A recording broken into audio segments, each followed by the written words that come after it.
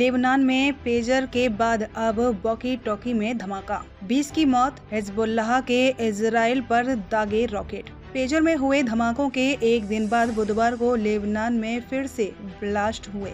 देश के कई हिस्सों में इलेक्ट्रॉनिक डिवाइसेस में विस्फोट की घटनाएं हुई, जिनमें 20 लोगों की मौत हो गई और करीब 450 अन्य घायल हो गए।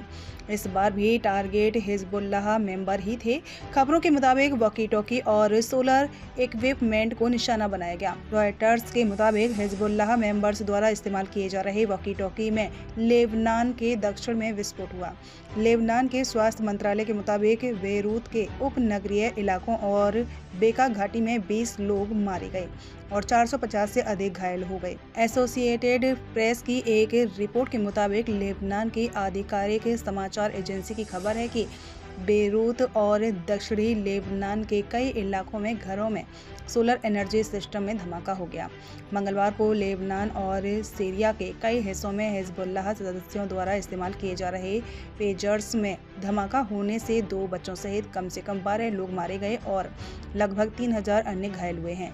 इजराइल और हिजबुल्लाह के बीच बढ़ सकता है संघर्ष। इजरायली अधिकारियों ने इन धमाकों पर कोई टिप्पणी नहीं की है, लेकिन सुरक्षा सूत्रों का कहना है कि इजराइल की जासूसी एजेंसी मोसाद इसके लिए जिम्मेदार है। हिजबुल्लाह के एक अधिकारी ने कहा कि यह घटना समूह के इतिहास में सुरक्षा में सबसे बड़ी चूक थी।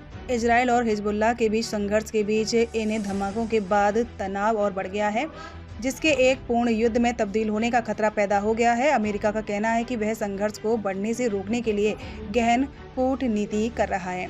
रॉयटर्स के मुताबिक एक अमेरिकी अधिकारी ने कहा कि इजराइल ने मंगलवार को अमेरिका से कहा कि वह लेबनान में कुछ करने जा रहा है, लेकिन इजराइल ने डिटेल नहीं दी और ऑपरेशन खुद अमेरिका के लिए एक आश्चर्य था। मोबाइल फोन के जरिए इजराइल लोकेशन ट्रैक न कर सके, इसके लिए हिजबुल्लाह ने अपने मेंबर्स के लिए पेजर और दूसरे लो टेक कम्युनिकेशन डिवाइसेस का सहारा लिया। ब्लास्ट हुए वॉकी टॉकीज पर आईकॉम और मेड इन जापान के लेबल दिखाई दिए।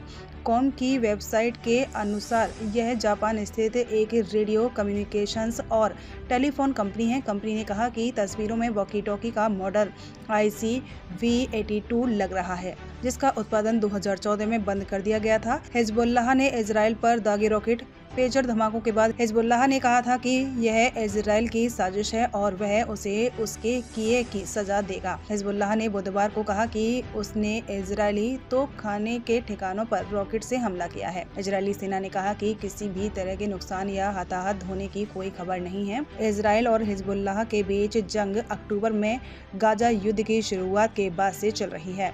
हमाम की अगुवाई वाले फिलिस्तीनी उग्रवादी समूहों और इजराइल के बीच जंग 7 अक्टूबर 2023 से जारी है। हिजबुल्लाह हमाम का सहयोगी है।